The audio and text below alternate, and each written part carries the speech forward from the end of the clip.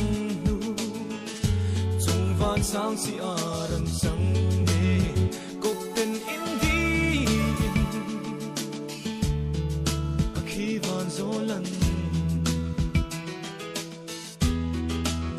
shing ni zon sa afan di pui zong ruaye kan ngai chung si arin di Valentine's Day along khen here mangai te kan in di riale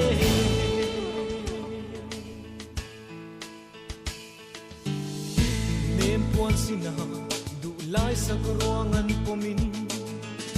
se lai na bang oi kan nuha me lung chim ten ka pe lung lo makim si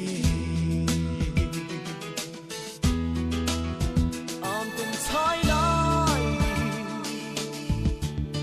trangan ka pom bong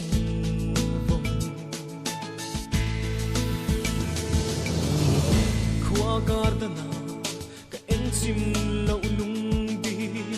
ka lana che valentine tiang thu itan sau khung twa arin om zelin lim ten run na kan len ma chuano kan ngai chung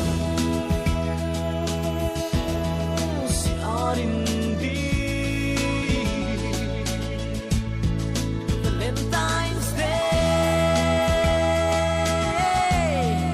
along khem here mangai te kan in di riale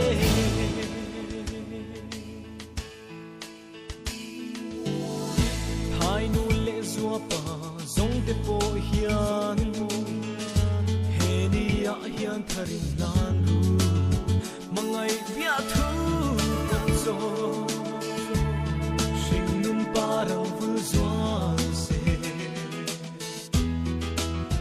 run tin chungan rim na